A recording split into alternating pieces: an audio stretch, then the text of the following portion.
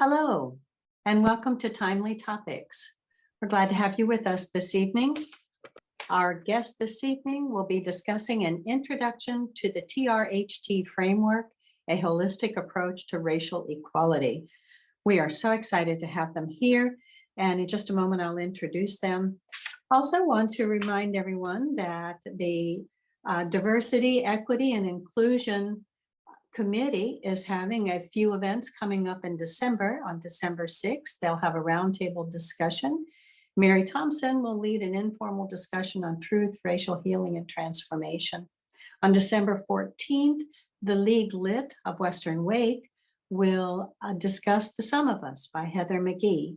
So please look for that in the calendar, register for it, and once you do, you will receive the Zoom link, and that'll be provided in a registration confirmation email. I wanted to say also that this evening I'm sitting in for our president, Cheryl Tung, who usually will discuss the upcoming events and welcome everyone. She's doing double duty this evening, so I'm here in her stead. I'd like to introduce now our presenters. We're fortunate enough tonight to have two presenters. Dr. Jane Ifeanyi is Associate Director of Engagement at the Duke Center for Truth, Racial Healing, and Transformation, and Senior Research Scholar in the Duke Center on Genomics, Race, Identity, and Difference. She is a critical and globe mixed race studies pioneer, a global African diaspora studies scholar, and a seasoned racial healing practitioner.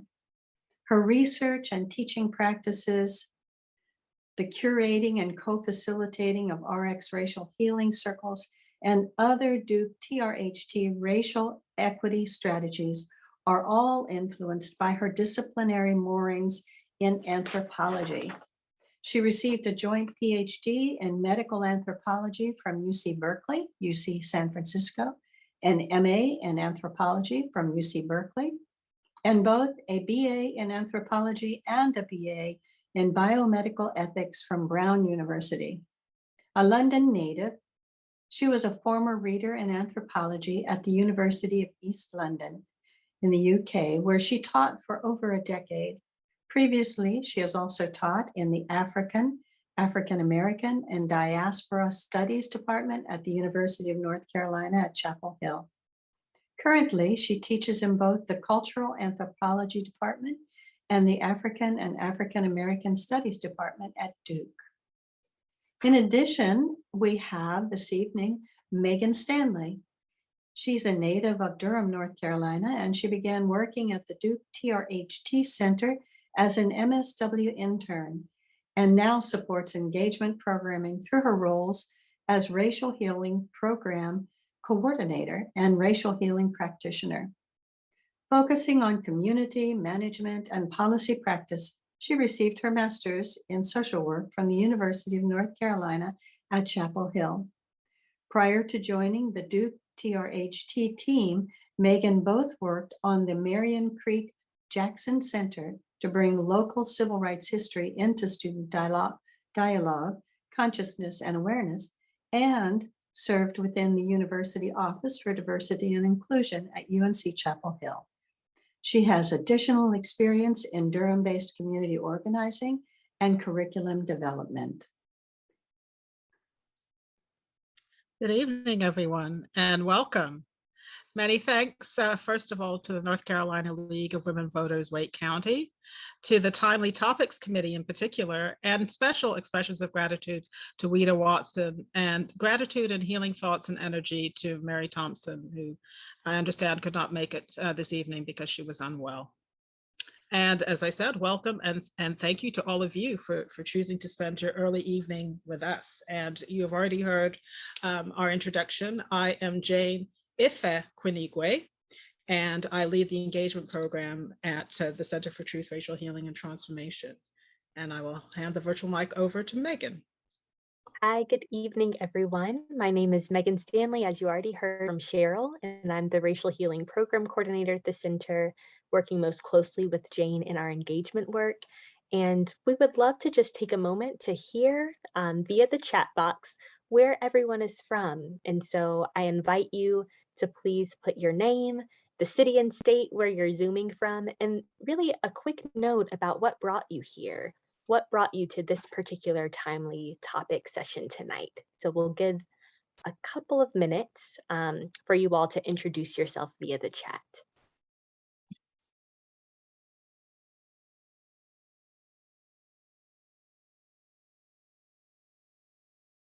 We have Arizona and South Carolina, interested in racial healing, a DEI consultant in North Carolina, really wanting to heal. Welcome, you are in the correct place.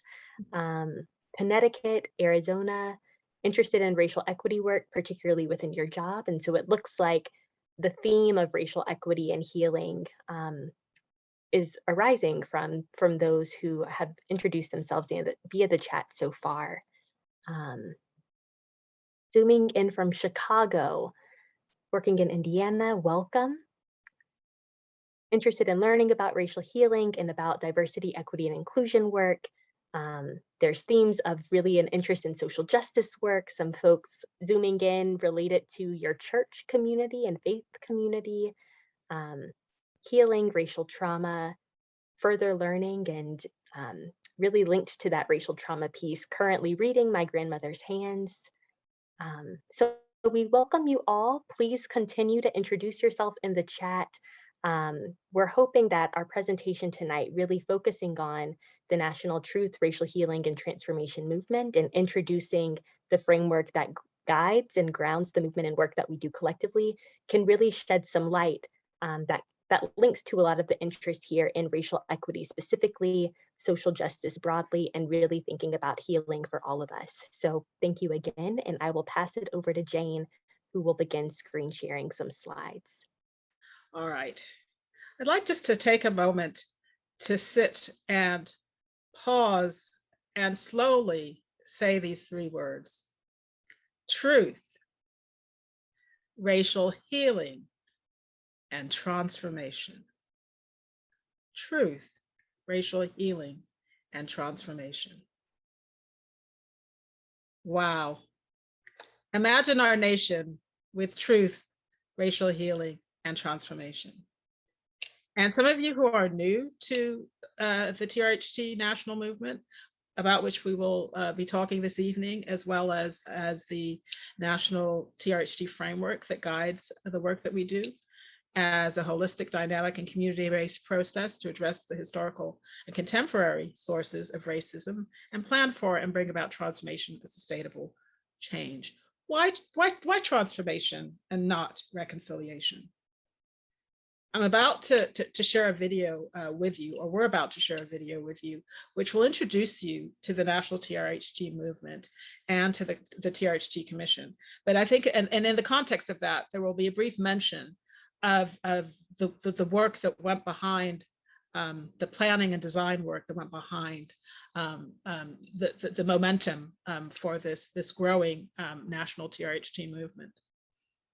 Gail Christopher, who is the visionary and the architect, Dr. Gail Christopher, is a visionary and the architect of the TRHT movement, spent years researching reconciliation processes in other parts of the world, from Ireland and Northern Ireland to South Africa, to Australia, to Canada. And what she found in all of these instances is that in addition to there being some understanding of the harm that had been done, either through apartheid or sectarian violence or genocide or the oppression of Aboriginal communities, whatever the historical harm was, there was a national conversation about that and a movement towards reconciliation, whatever that reconciliation process looked like. And it looked at different based on the context within which the reconciliation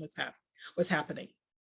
Sadly, in this country, we have yet to have a national conversation, either about enslavement or the genocide of Indigenous people and the stolen land upon which we are now standing, living, and thriving. So until we've actually had that national conversation, we need to start with transformation. And the hope is that from transformation, we will get to reconciliation. So that is the reasoning behind the TRHT, the Truth, Racial Healing, and Transformation Movement. And with that, I would now like to share a video with you, which will introduce you to the national movement. And then from there, we will actually introduce you to an aspect of the national TRHT movement that isn't addressed in this video, and with which we are, within which we are working, which is the TRHT Campus Center movement.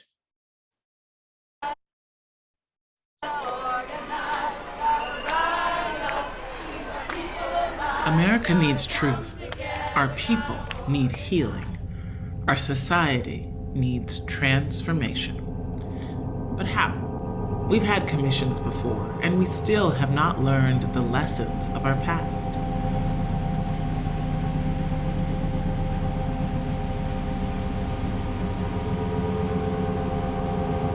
This time will be different. This time, we will learn from the wisdom of our communities and engage in a national grassroots effort to write a new American story. Ultimately, racism is a belief system. It's an ideology. It's a way of seeing the world. And it is the legacy of that belief system that we live with. The work has already begun. In small towns and city centers, meeting in libraries, churches, and on college campuses, from Alaska to Louisiana. How do we get over our fixation on this absurd notion of racial hierarchy? Since it was developed by nearly 200 experts in 2016, the Truth, Racial Healing, and Transformation Framework has been used by dozens of communities across the country with the goal of uprooting the conscious and unconscious belief in a hierarchy of human value. To craft the framework for local TRHT commissions, we drew on the study of over 40 global examples of truth and reconciliation commissions. The framework is simple but powerful, and it works. Truth, Racial Healing, and Transformation guides folks through a process of learning and unlearning that ultimately creates a new community history, one that doesn't hide the ugly truth and weaves the stories of all local peoples. Over years of experience, practitioners have learned that relationship building by stakeholders in the community is an essential ingredient to overcome divides. On this basis of healing through storytelling and understanding, community members collaboratively craft plans for creating transformational change to the laws, economic rules, and physical structures that keep us apart and unequal. Empowered by a national commission and fueled by grassroots energy, Truth, Racial Healing, and Transformation will help usher in a new America that lives up to its highest ideals,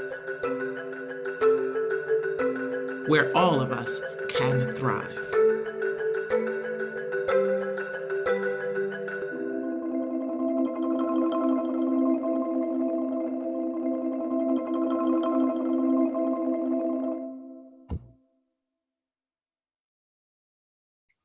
What was lifted up, among other things, in which we will invite you to either in the chat or a certain number of people to be able to give voice to your reflections, is the mission, the shared mission of this national TRHT movement, whether one is working in communities, working towards this commission, or in our case, working on college and university campuses. And that mission, as you heard, is to dismantle, or as Dr. Christopher likes to say, to jettison the false belief in a hierarchy of human value based on race or based on racial hierarchies.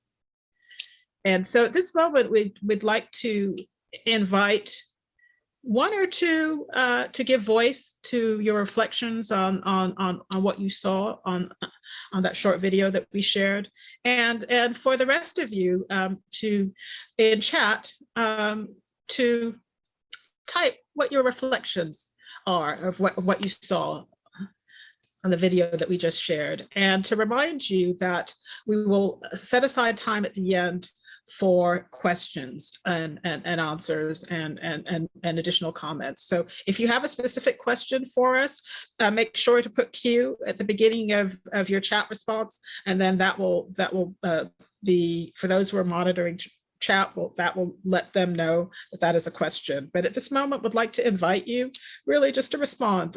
I see someone who has put clapping in after. While people are entering their reflections in the chat box, I'd like to invite one or two people to give voice, if they would like, to your reflections on what you heard and what you saw. I see two comments in chat, and more are coming. If we don't truly know how our history, we can never heal. Guides to unlearning and to learning, so important. Okay, this one sounds like a question, but also a reflection. Hopefully we'll have time at the end to address this one. Interested to know more about the reconciliation and peace processes you drew on to inform this moment. I saw so many images, faces, young and old, of all races, truly an image of sub-communities, something to aspire to.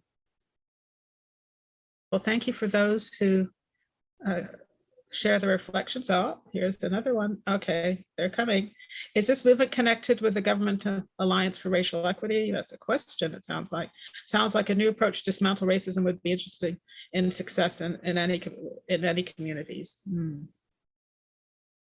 So what I'm seeing lifted up in chat is a curiosity about reconciliation and peace, and what are the steps or pathways needed in our context to move towards a reconciliation and peace, starting with transformation. And how are we lifting up the work that's being done in local communities and in local communities that are making change. And this is the comment about what was represented there. This is a movement for all America, not just those who are harmed by this false belief in a racial hierarchy. And in some shape or form, and Megan will go into more detail when she introduces the framework, in some shape or form, we have all been impacted by racism. So we are all requiring racial healing, no matter where we are positioned on this racial hierarchy, this false belief in a racial hierarchy, wherever we are positioned in its current manifestation, we have all been harmed by racism. Thank you. With that, I'm going to share my slide again. And so, as mentioned, before we screened the video, the clip introduced you to the community transformation and the TRHT movement that is occurring in local communities, and also introduce you to the commission. This is the TRHT Commission. This is not this next presentation portion is to introduce you to the work that is going on and taking place across the country on college campuses and community colleges, four-year colleges, and state and private university campuses. So the TRHT Campus Center movement is 4 years old. Duke, the community, the campus centers with asterisks by their name are the inaugural 10. So the TRHT Campus Center movement, which really grew out of the TRHT community movement. As I said, we all share the same mission, to dismantle the false belief in a hierarchy of human value. It made sense, really, for us to join the movement. Those of us who were working on college campuses and community college campuses and university campuses, because we are already busy educating the next generation of thought leaders and change agents. And we want to also prepare them to do the important work of creating a more just and equitable nation and a more equitable and just world. And so it just made sense that the groundswell included a TRHT Campus Center movement. And we were fortunate to begin on the ground floor, really, with this exciting, growing TRHT Campus Center movement, which is part of this broader national movement. In 2017, we put in a proposal. We had no idea who else had applied. We just didn't know what was going to happen next. We were optimistic. We were delighted at the prospect of becoming one of the inaugural 10. And the day after Charlottesville, we received an email indicating that we had been designated one of the inaugural 10. You will see from the asterisks by the name that the Association of American Colleges and Universities, who host the TRHT Campus Center Network, were very intentional about the kinds of colleges and universities they selected. You will see community colleges represented here. You will see HBCUs. You will see the Citadel in South Carolina. You will see public universities, private universities across the country, including University of Hawaii at Manoa. I'm excited to report that as of Monday, there are now 50 TRHT campus centers across the country, and AAC&U's goal is to reach 150. So we're a third of the way there, to that magic number of 150, and imagining what a national and transformative impact that will have if there are students in 150 schools across this country who are being introduced to this movement, to this process, and are playing active roles in the transformation that is needed. So our campus center, as I said, is 4 years old. It began, as I said, in 2017, and we have been growing steadily as a result of our initial designation. So as was mentioned in the introduction, the TRHT Campus Center, the Duke TRHT Campus Center, is an outgrowth of an academic and research center, the Center on Genomics, Race, Identity, Difference, which is an interdisciplinary center whose goal really is to interrogate, understand popular conceptions and understandings of race and genetics and genomics and human variation. And it just made sense that this would be the natural outgrowth of that, are then also having the Center for Truth, Racial Healing, and Transformation. And so as a result of our positioning at an interdisciplinary university such as Duke, our approach, our key lenses are the arts, the sciences, both biological and social, and the humanities. And we leverage the arts to communicate, educate, inspire, and heal, the biological and the social sciences to expose and address the roots of race and racism and their lived impacts at the individual, interpersonal, and institutional levels. And the roots of race and racism is important to highlight, because I think a lot of the ways in which we are addressing racial harm and racial discrimination and racial injustice and racial inequities is looking at the consequences rather than looking at how did we get here in the first place, and how are we perpetuating and sustaining these ideologies that were created long before all of us were born. And the humanities to advance social equity and justice. In terms of our vision and mission, and you will see an alignment here with the national TRHT movement, our vision: a world without racism, where empathy, equity, and unity prosper. Human variation is valued and seen as an asset essential to the progress and flourishing of the human family. And the life outcomes of all are radically improved. Our mission, and you will hear echoes here with the national TRHT movement, to dismantle the deeply rooted beliefs in racial hierarchies and disrupt persistent structures and impacts of racism at Duke, in Durham, and beyond. And I know we have a Zoom community in our Zoom space that is broader than just North Carolina and broader than Raleigh, Durham. But it is worth noting, for the purposes of our intention and when we were writing our grant, why our campus community was broader than just the Duke campus, because of the entangled history between Duke and Durham, the fact that Duke has and always will be the major employer of natives and residents of Durham. And as I said, because of that entangled history. Our community, in terms of the work that we have done from the beginning, is Duke and Durham. And over time, through alumni connections and other contacts, we have expanded. And we are currently partnering and collaborating with colleagues and community leaders and organizers in Danville, Virginia, and also Harrisonburg, Virginia, and working closely with the leadership of James Madison University. And our goals. And these are obviously guided by the framework that Megan will be introducing you to in a moment. To uncover, produce, and share accurate and complete narratives about race and racism. To cultivate relationships that celebrate our common humanity, embrace our diversity, and expand the circles of individuals willing to work towards transformation. And everyone is needed in this movement. Foster systemic change wherein every life has equal value and the consequences of a false belief in a racial hierarchy no longer shape our individual and collective experiences or outcomes. And we use evidence, engagement, and education to accomplish our goals. And the star of this evening, our National TRHT Framework as a holistic approach to racial justice will now be introduced and explained, and both introduced, deconstructed, and reconstructed by Megan. Great, thank you, Jane.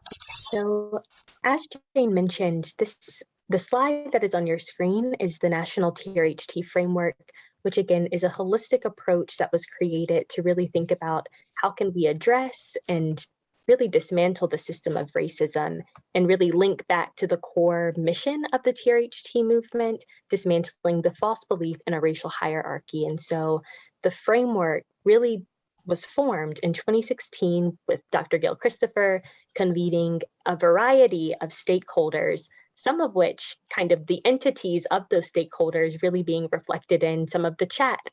So thinking about faith communities, health providers, various practitioners all came to the table to think about what is a guide to really dismantle the system of racism and dismantle this false belief so that we can create sustainable structural change and promote healing for all of us. And so I'll provide a very brief kind of overview of the pillar structure and then go into each specific component, fleshing them out a bit more. And so the National TRHT Framework is comprised of 5 core pillars. The first pillar here is narrative change, which corresponds to truth within the TRHT name. The second pillar is racial healing and relationship building, and that corresponds with racial healing, of course, in the name. And then the last 3 pillars, separation law and economy, correspond with transformation, because these pillars represent the sectors in which we hope to see an advanced transformation in. And so to kind of flush out narrative change first, this is really thinking about, again, as Jane mentioned, how can we create a more complete and accurate narrative? And so in these teal boxes below, you'll see some example mediums and institutions where narrative change can be enacted. There were a lot of kind of faith and church members within the chat. And so we can really think about within our local faith communities, how do we talk about race, if at all? What narratives do we have related to social justice and racial justice really within our sermons? Are these conversations that we can talk about within our faith community? And if we assess that maybe this is not a space for us to talk about it, how can we shift and expand that narrative to one that is very open and welcoming? For some of the kind of parents or grandparents who are with us, in addition to educators, you can really think about school curricula here. So what is being taught in our classrooms, what histories and narratives and stories are being uplifted on a daily basis, and what histories, stories, and narratives are hidden or not talked about at all. And so those kind of core questions are an example to really think about narrative change within the school K through 12 and even early childhood arena, in thinking about how can we expand the narrative as it relates to race, racial justice, and racism. And then cultural institutions, you can think about this in terms of museums, art institutions, different paintings. Who are we uplifting within these kind of sectors, and what space exists? And so Jane mentioned that we have a partnership in Danville, Virginia, and among that coalition, one of the entities we've been working with is the Danville Museum of Fine Arts and History, and really exploring what it means for a museum to be a charged site, and how can it, when we think about the charged history that can exist within museums versus the various exhibitions, how can we really create it to be a space that is open for all, to really engage in different forms of conversation, and then also see their history and even just images reflected. The second pillar of the framework is racial healing and relationship building, and this is really a core piece that is linked to uplifting our shared and common humanity. So when we think about this, dismantling this false belief in a racial hierarchy, that really showcases how each one of us, regardless of our identity, has been impacted by the system of racism. And because all of us, again, regardless of our identity and background, have been impacted by racism, we all then have the capacity to heal, and we all have something that we are healing from. And so for the racial healing and relationship building, this is really bringing people together so that we can see our sameness and our sharedness across our diverse experiences. Also building a critical mass of those willing to work towards transformation. And one of the key phrases within the movement that we say is, we are trying to expand the circles of engagement of those willing to work towards dismantling racism. And so there were many people in the chat who were interested in diversity, equity, and inclusion, or anti-racism work. Others who mentioned really having an interest in racial healing and thinking about structural change. And so with these very lofty goals, we need people to push this forward. And so the racial healing and the relationship building is how we get that critical mass so that we are not alone really pushing the efforts and change that we hope to see. And then finally, these last three pillars of separation, law, and economy, you can think about these as the core sectors in our society where this false belief in a racial hierarchy is embedded, and these are what allows the system of racism to persist, and also that consequence piece that Jane mentioned to really pervade. And so when we think about the consequences versus the root causes, we really see the consequences within these areas. And you'll notice kind of housing, health, the criminal justice system being present in all of these. And so in the form of consequences, you can think of various health disparities. You can think of the variety of access means in terms of education, or where people are allowed to live and the resources that they have around them. And so those are the consequences, and the framework as a whole is really looking at the root in a way in which we can mediate all of those. And so for the aspect of separation, you can think about how people have historically and in our present day been separated and dispersed among one another, and kind of the current divides in really the political arena, but then also more social context. In terms of law, these are really policies and legal structures really at the national scale, but then also what governs our group and organizational policies as well. Even within our workplace, how do we interact with one another? What are sort of the policies that are guiding our ability to access certain means? And then finally, the economy is really thinking about the kind of structured inequality and barriers to opportunities. And so within kind of a campus context, or really everyday workplace context, you can think about the fight for kind of an affordable wage. And really kind of within the labor movement, what specifically are we moving towards? Who when we think about different groups in terms of those who are at the top or have kind of administrative power versus who is more at the staff level, really on the grounds, what demographics do you see in that realm, and how can we deconstruct even the professional hierarchy in that sense so that we see more diversity across these different professional institutions. And so that is more of an overview of the National TRHT Framework. And so at this kind of portion of the presentation, we're going to first kind of field any initial questions or reactions that you have towards the framework, and then really open it up to more of a visioning exercise and discussion to really think about how these different pillars, how you might imagine using these different pillars in the different areas in which you work. And just a very quick note, I've been managing the questions that we have so far. And I did want to highlight that for some of the questions we have in the chat, there was a grouping related to how is this being done within the community, and recognizing that many of you are within community context. I highlighted one example within Danville, within their Fine Arts, Museum of Fine Arts and History. Another example really within our partnership is we're building out a Danville Duke TRHT Youth Fellows program, really thinking about what a youth movement, a youth-led movement related to truth, racial healing, and transformation can look like. And I noticed that there's at least one of you really thinking about youth-led social equity movement. And so that would be another example in terms of what this can look like within a community context.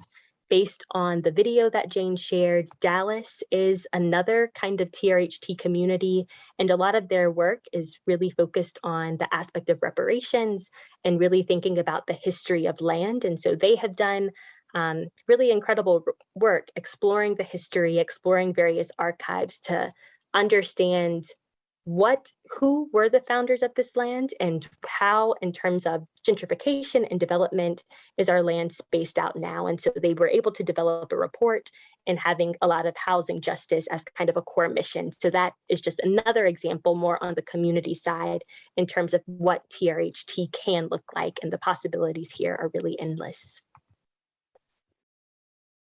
While people are thinking perhaps about a question that they might pose related to the framework, just really wanted to build, Megan, on what you shared about both youth-based TRHT movements and community-based movements, that specifically looking at the TRHT Campus Center network. There are fellow TRHT Campus Centers across the country that have community straddled campus community movements at their base, but also youth playing an important role in that. And two that come to mind are the University of Maryland at Baltimore County and Rutgers University. And in fact, Rutgers has partnered with Rutgers Newark has partnered with the library systems, the public library systems in Newark, to have TRHT hubs situated within all of the libraries to educate the community about the work that's being done. So this is really an opportunity. We appreciate the messages that we've received in the chat so far, and we'd like to really just open it up with a lot of time that we have, an abundance of time in this moment, for anyone who would like to verbally process what you've heard. If there's any sort of associations that you have related to the specific sphere of work that you do. I noticed that there are quite a few folks who are retired, and we actually were talking right before this presentation about even if you are retired, that just means you are still engaging possibly in full-time work. And so you might find yourself engaging deeply in a passion related to racial justice and social justice. And so would love to hear from you all. And I see Terry with a raised hand. All right. First, I would love to say, as a retired longtime librarian, how wonderful it is in New Jersey that they opened up the public libraries to engage with this framework. And there was a question that I put in the chat about, I was looking at the various areas on the pillars, and I was wondering where government and public policy fit in. Is this, do you envision that this is, develop the framework, develop the dialogue, and then move to the government sphere? Or, how do you envision that fitting in?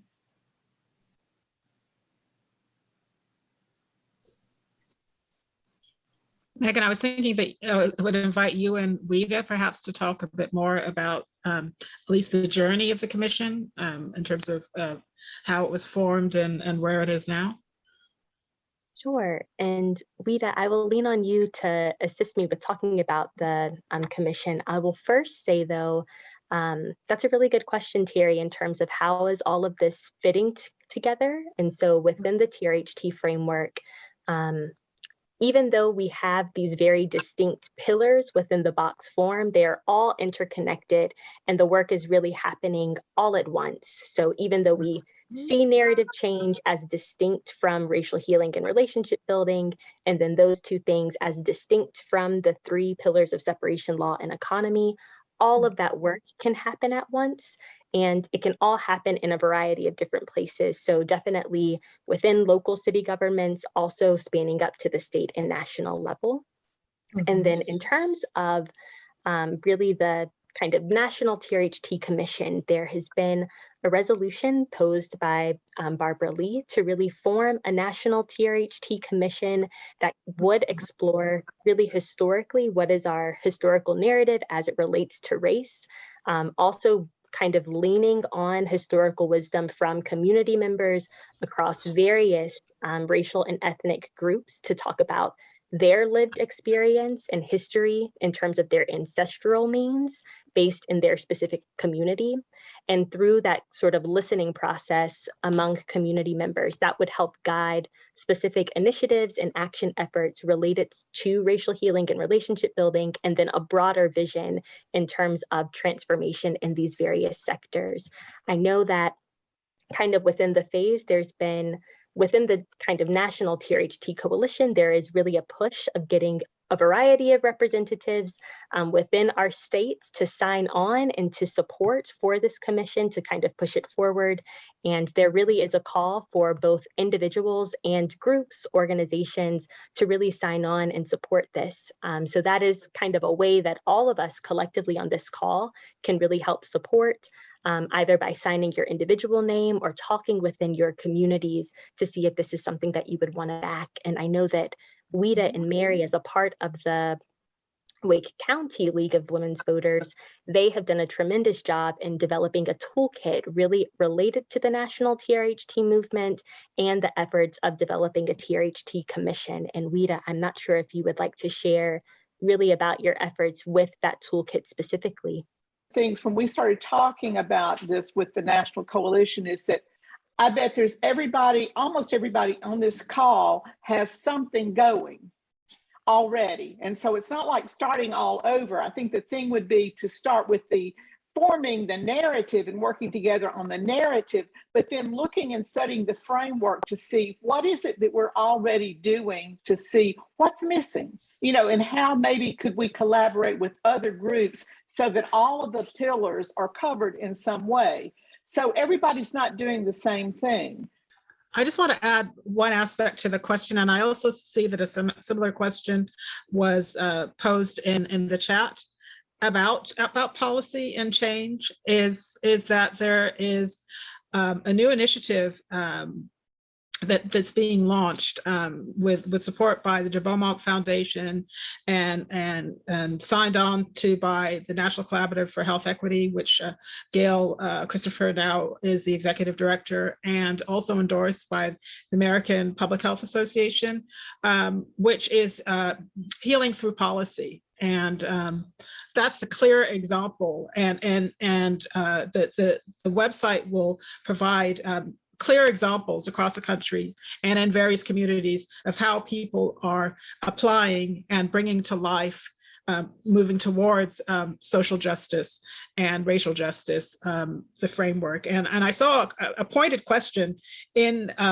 the chat also about the enormity in terms of how it's laid out of the framework and how to focus on just, how to focus on one or two to move towards racial or social justice.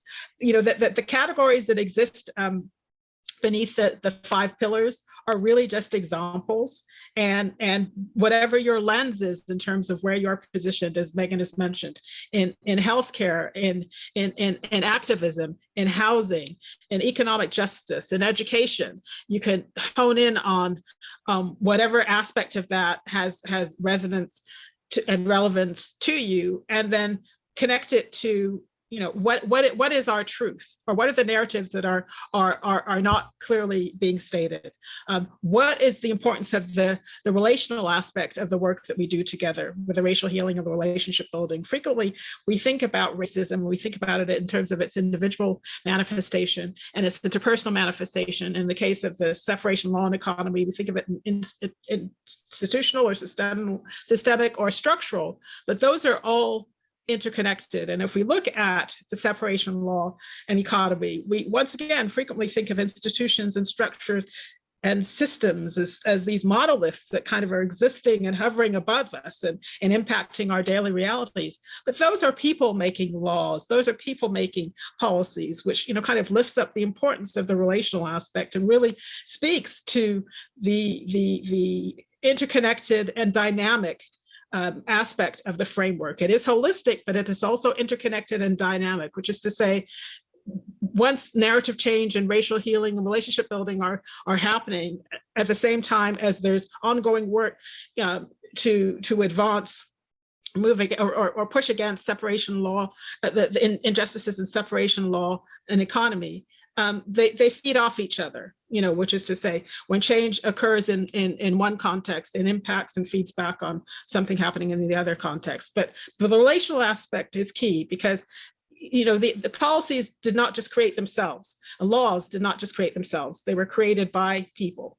And so it's changing in people's hearts and minds that is really going to move us towards sustainable change in terms of what needs to happen in our country. Are there others that have specific questions, either about the framework or about the movement? Your hand, Cheryl. I just have this is new for me, this framework and this approach. The obstacle that I keep running into is the concept of zero-sum game, where people feel like if you make a move in another direction to accommodate one or more groups of people, that the original group then loses something in that process. And so I'm wondering, how does the framework and how does all of your approaches help move that needle so that it's it's the predominant group right now that feels like if we do something for somebody else, we're going to lose something here. We have to give up something to get something. And I want to know, how will this framework address that to help ease the mind of the people who feel like something will be taken away? Yes. Well, I mean, I think that's a wonderful question, and reminds me of and echoes Heather McGee's brilliant book, The Sum of Us, which I don't know whether you were specifically referencing that or not, but first of all, if I step back away from the framework for a moment to back to the mission of the movement, which is to dismantle the false belief in a hierarchy of human value, that first and foremost, by flattening this hierarchy and embracing our shared and common humanity as members of the human family, I think that the zero-sum game works if you perceive the person who is the beneficiary and you're the loser as being on opposite sides of history, across lines of racial, political, economic, whatever the lines of difference are, but it's a reframing of what benefits some will benefit all, which is to say that we're all in this together, if you will. This notion of it's not a question of either or, it's both and, that we all, that if we are all living in a just and equitable society, it enhances the society as a whole, rather than, having the situation as it is at the moment, where there is this perception is that I have to, if I have something and someone else takes that from me, that somehow I'm losing something. But to reimagine the context of, first of all, that there isn't a hierarchy in our imagined world, in our imagined and vision of a transformed world. The racism, has been eradicated. But most importantly, there is this notion that, we are a shared and common humanity. We are all part of the human family, and the relational and the racial healing and relationship building aspect of this work is the critical aspect. This idea that it's hard to hate someone up close. Once you get to know someone, and connect with someone and hear their life story and realize that there is resonance in what that person is sharing with you from your heart, you have an from their heart, rather, you have an investment in that person and what happens and what matters to that person. That's part of the role of the storytelling that was lifted up, the storytelling and the truth telling that was lifted up in the video that we shared. That once people start to connect to each other and hear each other's stories and recognize that we are more alike than we are different, then it changes, hopefully it changes what their aspirations, their agendas, their hopes are. Thank you. I think the book that probably had the greatest impact on me in this same category was Isabelle Wilkerson's Cast. Mm-hmm. That really drove it home to me, the inequities. So thank you for that. I appreciate it. A question from the chat: how is the work of a TRHT Campus Center encountered by the students on that campus? And so to kind of talk about the Duke TRHT Campus Center, Jane, I can talk about kind of the racial healing work and our vast connections, and I'll pass it over to you to talk about curriculum and our education work. And so one of the ways that we engage students is really partnering with various classes and thinking about how can we incorporate some of our relationship building, someone's trying to get in, some of our relationship building activities into the curriculum in their classrooms. And so some of the primary activities that we have at our campus center, in addition to the RX Racial Healing Circles, which is a methodology developed by Dr. Gail Christopher and is really one of the centerpieces of the TRHT framework. In addition to those circles, we also offer story circles, which bring the emphasis is building intercultural competence, and then also a program that we developed specifically at Duke called Transforming Dialogues on Race and Racism, which is really more of an explicit conversation and deep dive into what race is and how racism operates and shows up within our everyday lives.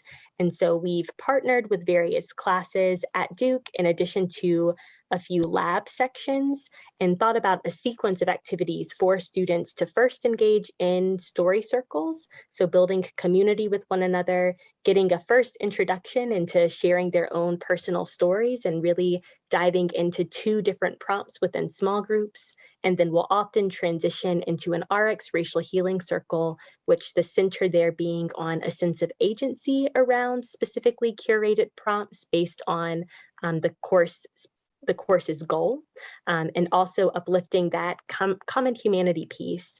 And then we'll often end with some of the sequences with a transforming dialogue on race and racism, so that students can have really more foundational knowledge in terms of what specifically is race. How did we get this false belief in a racial hierarchy? Where did that even come from? And what do we even mean by hierarchy?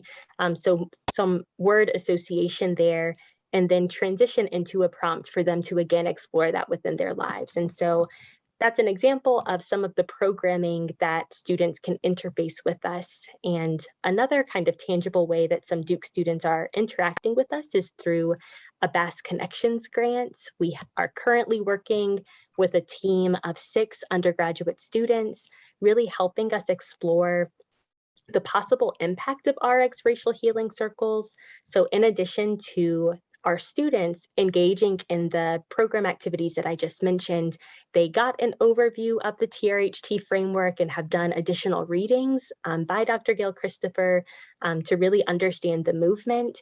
And now they're diving deep into what is the particular impact of this circle experience, what is going on. And so there's one group that's really exploring the demographics of those so far who have participated in circles, and then another group who's focusing on feeling state words. So how did people enter the circle and what was that check-in word for them? And then also how did people leave the circle? What was the word that they checked out with? And really exploring the nature of that shift.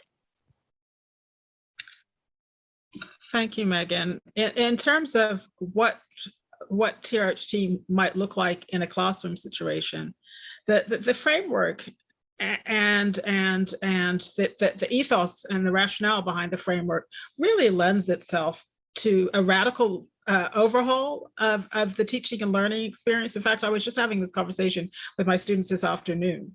This idea of narrative change, you know, whose truths matter? Is it the professor imparting the knowledge, or does a student actually come into a classroom already with a head full of knowledge and experience and understanding, and the learning experience thing can then be a conversation between the person who is standing in front of the classroom teaching and those who are sitting there prepared to receive the knowledge. And I have had the pleasure for the last 2 years of teaching on an immersive first semester freshman program called the Focus Program. And there are over 500 students that are participating in various thematic immersive learning experiences. The first year I taught on this immersive learning experience was on a focus cluster called Immigration and Citizenship that was I developed with a couple of my colleagues in the Asian American and Diaspora Studies program. And as Megan mentioned, as part of their relational experience and learning about intercultural competence, learning about each other, learning about each other's stories and the ways in which their lives connect and intersect, they went through this sequence of relational opportunities Megan described. But in terms of how I teach both that first year and this year now, where I'm teaching on a humanitarian challenges focus cluster with a linguist, a historian, and another anthropologist, and we each teach a course, and students will take 2 out of the 4 courses. I'm currently teaching a course on global mixed race studies, and the way that I have actually designed the syllabus is to make the content of the information that they're learning, which is not only exploring the co-creation of the idea and the category and the problematic of mixed race, as it was co-created with the idea of race in the 18th and 19th century, but it goes all the way up to the 21st century. So their assignments are actually interwoven with self-reflection and critical self-analysis in terms of to what extent do my lived experiences and my stories connect with this history, contemporary and older history that I'm learning about racial hierarchies, racial ideologies, racial injustices. You know, so there are ways in which these seemingly grand ideas of narrative change and racial healing, racial relationship building, separation law, and the economy can have an impact in terms of our rethinking, those of us who are educators, and how we interact with students.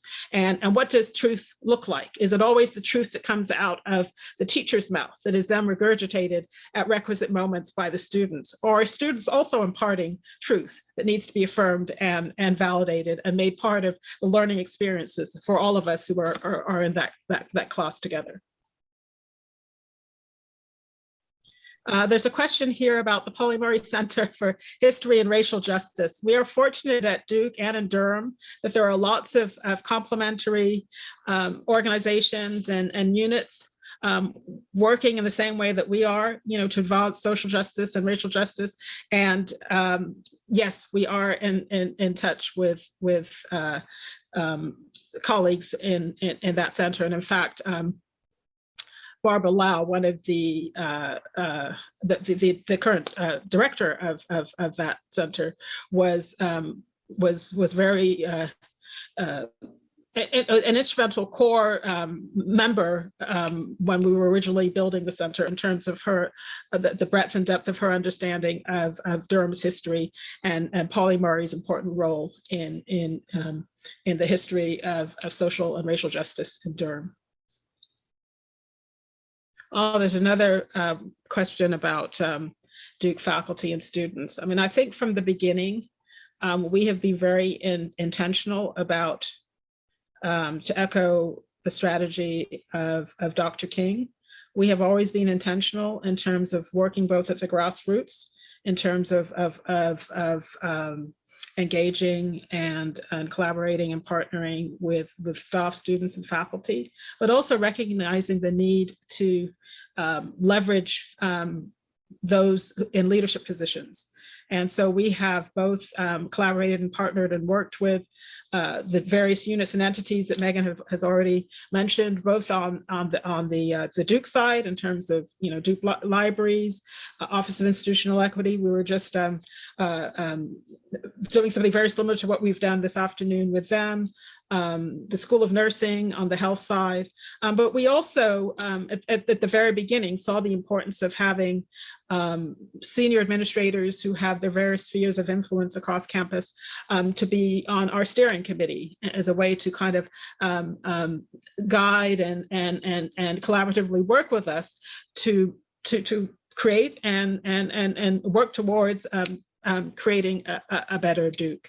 And then in August 2019, with real interest from the top leadership, we actually invited Dr. Gail Christopher to Duke, and the president, the chancellor, and the provost of Duke and their leadership team to spend a day, half a day. We had 2 sessions in the day with Dr. Christopher, learning exactly as you have about the TRHT framework, learning about the RX spatial healing methodology, and also participating in an RX spatial healing circle, which the purpose of an RX spatial healing circle, as we've shared already, is through storytelling and deep listening to embrace our shared and common humanity. And these are individuals who have very important leadership roles at Duke, who learned about each other in ways that they had never known before. And these are people who work very closely together, but through shared stories and connecting heart to heart, learned aspects about each other's lives that they had not known. And I see Kristen has her hand up.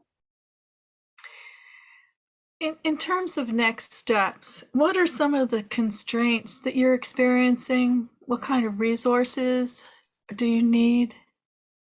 What would move you forward in your work?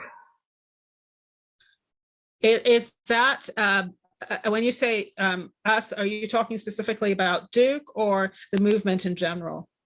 The movement in general. Okay, well, because we are fortunate to be at an institution that from the very beginning has been supportive of the center and believes and recognizes the impact that the work that we do can and has and will have on the institution. But I can speak for the campus centers more broadly, because we on a monthly basis come together. And one of the frustrations that some of my campus center colleagues share is how they aren't properly funded or resourced. And many of them are doing this in addition to other full-time jobs, and particularly those who are at institutions where the funding is controlled by their state government. They are incredibly constrained by that. So I think that that isn't necessarily just particular to universities. I hear the same from those who work in the K-12 system and those who are involved in nonprofit organizations. But I'm sensing that the subtext for your question, Kristen, is how can we lift up this work so that it is valued and resourced in the way that it needs to be and can be in order to enact change. And that's part of the process, and that's part of the movement. Yeah, the framework is really impressive. I really appreciate this presentation. Thank you. Thank you for your question. And one thing that I'll just add to your question, Kristen, and I will drop this link in the chat as well. There is a National Day of Racial Healing, and that is always the day after Martin Luther King Day. And so I've placed the link in the chat here, which they have updated it already with kind of the save the date for 2022. And so you'll see kind of populated as things get updated and as we move closer to January that a lot of TRHT communities, in addition to TRHT campus centers, will post public events on this calendar. And as we are kind of experiencing Zoom right now, a lot of the National Day of Racial Healing events on that shared calendar last year was all virtual. So I was actually able to kind of zoom into the TRHT Kalamazoo and TRHT Austin events, which was really incredible. And so I would highly recommend checking out some of the events that will be going on in the National Day of Racial Healing, and then also considering what might you do for this National Day of Racial Healing. And so thinking about how many people here, again, spoke that they were a part of some faith community.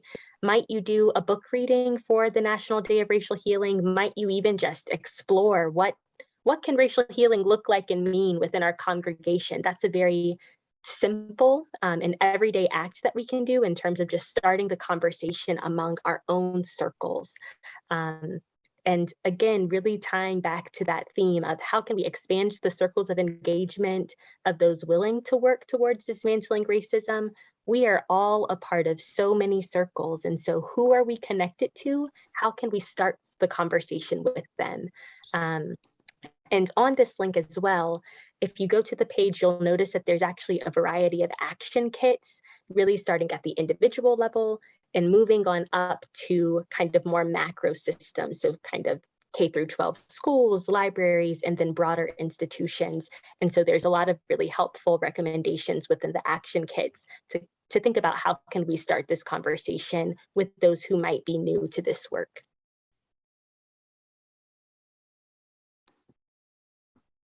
So I'd just like to thank everyone really for spending this time with us and for asking such thoughtful questions and for posing such thoughtful comments in the chat. And I see Cheryl at the top of my screen. I'm imagining this is the moment where we hand the mic back to Cheryl for our closing. I just want to say thank you, Megan and Jane, so much. This was a wonderful introduction for those like myself who didn't know about the TRHT framework. This has really been enlightening, and I look forward to learning more about it. I want to remind everyone that this presentation was recorded, and it will be on the League of Women Voters Wake County YouTube channel, so that you can share it with your friends, your colleagues, anyone that you think would be interested in following up and following the Center for Truth and Racial Healing and Transformation. Once again, thank you so much. The DEI group committee for the Wake League has a lot of different opportunities and some upcoming events, so please check the website for that. I want to remind everyone that Timely Topics does not have an event in December. That's typical, but we will do this again in January. And the presentation in January is sponsored by the Affordable Housing Committee in the League. Our guest speaker will be Missy Hatley. She's the Senior Director of Resource Development at CASA. This is an organization that addresses homelessness through housing. The details will be posted later this month on our website. So please stay connected to the League for all of the events and the news updates via the newsletter and the website. I want to thank everyone for attending this evening. This has been wonderful. I noticed we started out with a full house and we ended with a full house. So I think that's always a good sign. That means that we kept you engaged. And thank you all for your questions and your comments.